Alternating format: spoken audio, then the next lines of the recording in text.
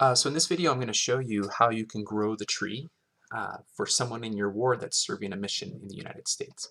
We're going to be doing a youth activity this Sunday and helping grow the tree for Carson Bracken, who's in Grants, New Mexico, and Joseph Price, who's in Anacortes, Washington.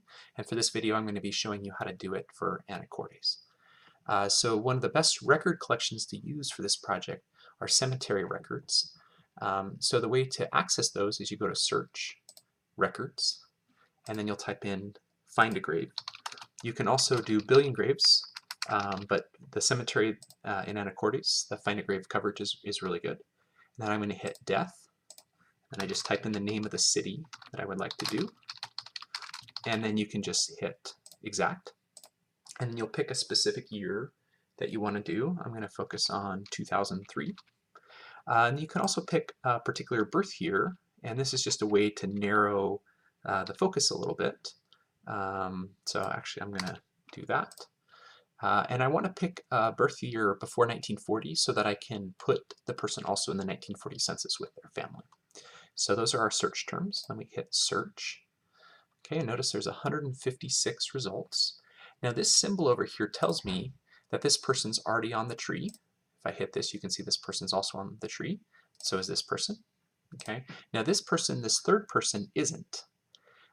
So let's put her on the tree. And so we're going to click on her. So click on her name. Now the first thing we're going to check is right here. It says similar historical records. You'll sometimes see a pedigree icon next to one of these records, which means that the person's likely on the tree.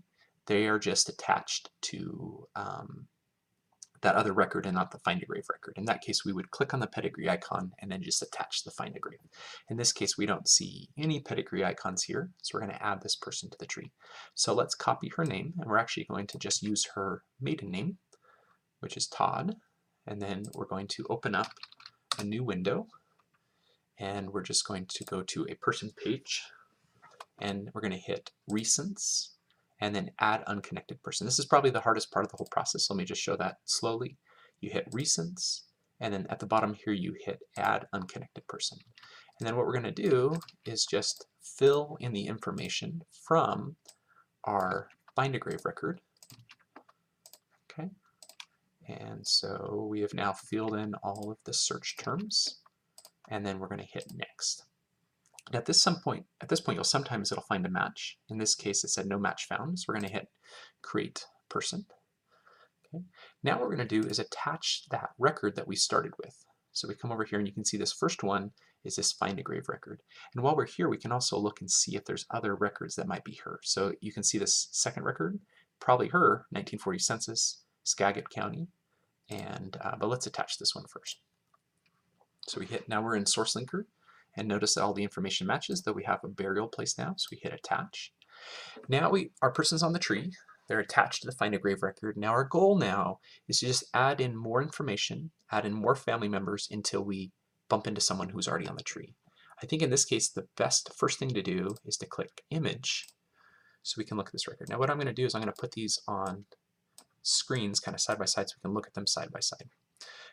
So here, now the nice thing about looking at the screen is sometimes we'll have a birthplace right here or a death place. In this case, one of the nice things we have is a spouse. So let's put her spouse in there. So you can see here we have Richard, and then that's his last name. And notice he's also buried in Anacortes, so he's someone we would want to have found anyways. So we can put in his information. So now he's on the tree and they're connected to each other. We can also then now attach his Find a Grave record. Okay, so now he's attached.